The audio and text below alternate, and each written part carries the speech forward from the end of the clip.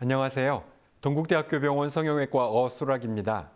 언제부터인지 겨울방학이 찾아오면 성형을 하려는 10대, 20대들이 점점 늘어나고 있는데요. 특히 12월부터 1월은 성형외과를 찾는 환자들이 가장 많은 시기이기도 합니다. 그래서 오늘은 성형수술에 대해서 알아보고 성형수술을 받으시려는 분들이 꼭 알아야 할 것들에 대해 알려드리고자 합니다.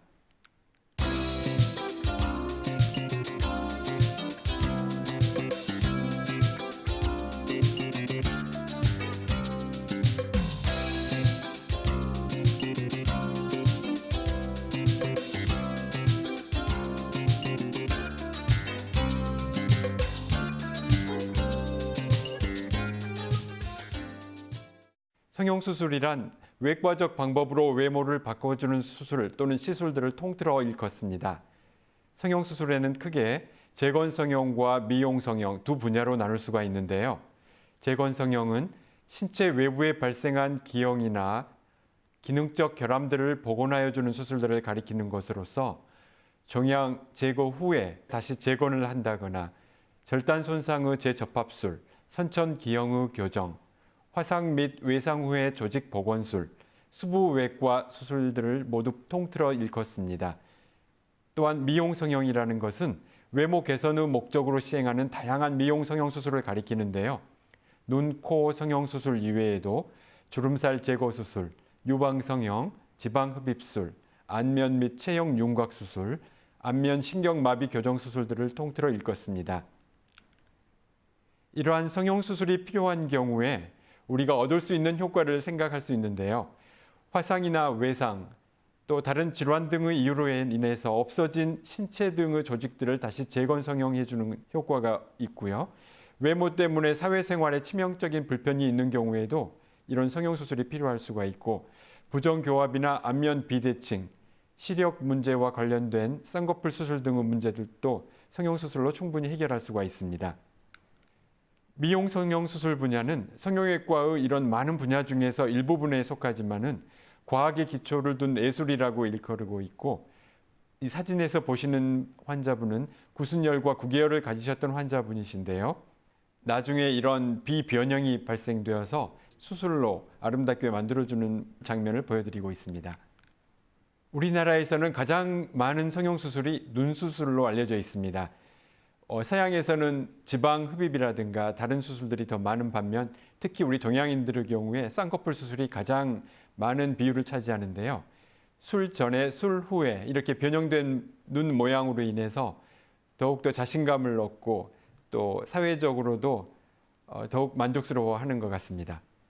그러는가 하면 또 안검하수라고 그래서 까만 동자가 적게 보이는 분들의 경우에서는 기능적 개선을 위해서 안검하수를 교정해주는 수술을 같이 필요로 하는 경우도 있습니다. 또한 코 성형 수술에 있어서는 외모 변화로 인해서 자신감을 더욱 더 상승시킬 수 있고 본인의 사회활동에 더욱 큰 자신감을 얻을 수 있기 때문에 코 성형도 우리나라에서는 많이 시행되는 수술이고 젊은 분들 특히 많이 선호하는 분야이기도 합니다.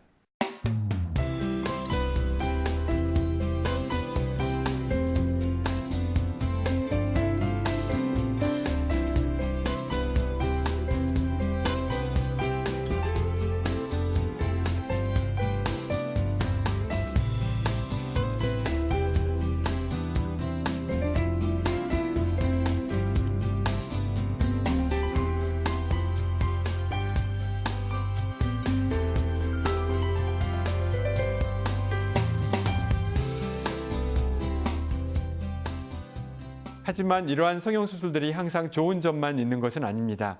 보시는 바와 같이 유방 성형수술 후에 이러한 모양이 아름답지 못하고 어색한 모습으로 인해서 불만을 가지시는 분들도 계시고요. 코 성형수술 후에 또는 필러 수술 후 부작용으로 인해서 이렇게 고생하시는 분들도 많이 계십니다. 코에 넣었던 비보형물이 이렇게 노출되는 경우도 있고요. 또한 눈 수술이 잘못되어서 눈이 뒤집힌다든가 눈이 감기지 않는다든지 이런 합병증들로 인해서 고생하시는 분들도 계십니다. 그렇다면 이러한 성형수술을 결심하고 가장 좋은 시기가 언제인가 이렇게 문의하시는 분들이 또 많이 계시는데요.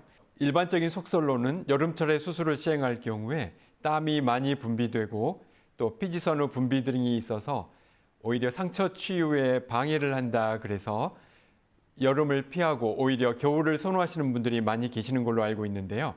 하지만 이러한 거에 대한 정확한 통계는 아직 나와 있지 않고요.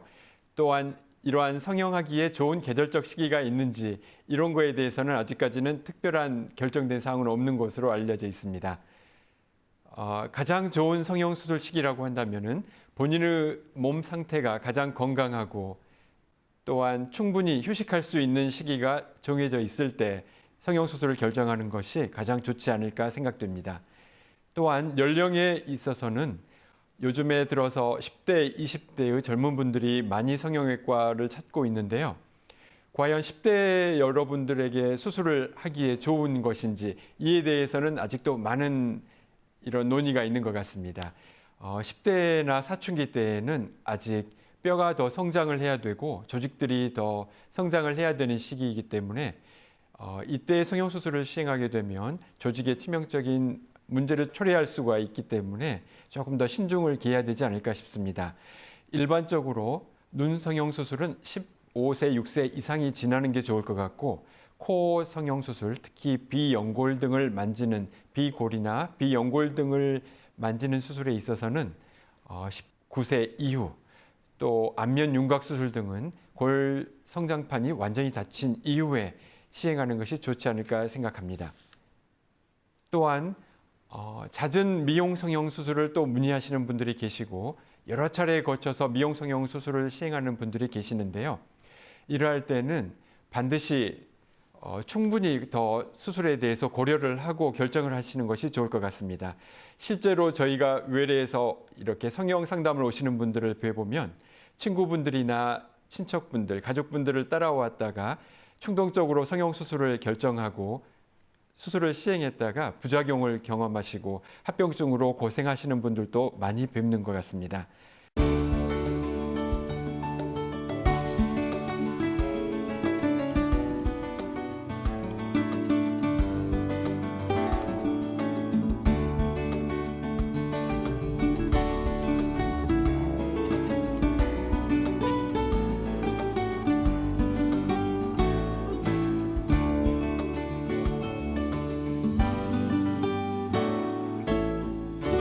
만약 여러분들께서 올 겨울에 성형수술을 계획하고 계시다면 수술 전에 여러 가지 사항을 고려해 보셔야 될 것입니다. 먼저 자신에게 가장 맞는 수술이 어떤 수술인가, 또한 성형수술은 어떻게 진행되는 것인가, 또 이에 따른 부작용이라든가 가능한 합병증들은 어떤 것인지 이런 내용들에 대해서 인터넷 정보 등만을 무조건으로 믿지 마시고 성형외과 전문의와 충분한 상담을 거치신 후에 수술을 결정하시는 것이 바람직하다 하겠습니다. 특히 수술 후의 주의사항으로는 금주 금연이 중요한데요.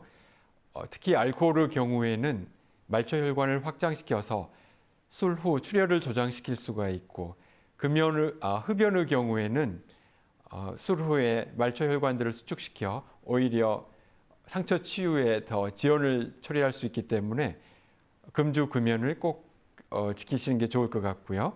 수술 후에 또한 소독이나 휴식 기간 등은 수술의 종류에 따라서 다를 수 있지만 의료진이나 병원에서 지시한 대로 휴식을 취하시는 게 좋겠고 술 전에 호르몬 제제나 약물 복용, 고혈압이나 당뇨 등이 있으신 환자분들의 경우 좀 더 신중을 기해야 될 것이라 사료됩니다. 수술 후에 올 수 있는 부작용들은 모든 수술에서 마찬가지이지만 출혈이나 감염, 염증 등이 가능하기 때문에 이러한 것들을 피할 수 있도록 최선을 다하는 것이 좋겠습니다. 무엇보다도 성형수술에 대해 충분히 알아보고 제대로 된 상담을 꼭 성형외과 전문의와 통해서 거친 후에 수술을 결정하고 진행하시는 것이 좋겠습니다.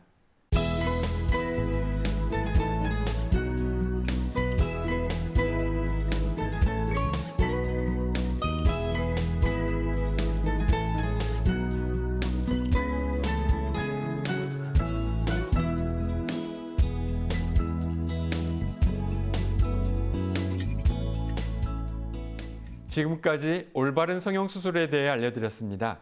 성형 인구가 많이 늘고 있다는 것은 그만큼 성형에 대한 인식이 많이 긍정적으로 바뀐 것이 아닐까 싶은데요. 수술 후 자신감을 찾고 성격도 바뀌고 이런 분들을 볼 때면 가슴 뿌듯할 때가 많습니다. 하지만 의료진 입장에서 무조건적으로 연예인을 따라하려고 한다거나 충분히 예쁘고 잘생긴 얼굴임에도 반복적으로 성형을 하려 하시는 환자분들을 뵐 때면 안타까울 때가 많습니다.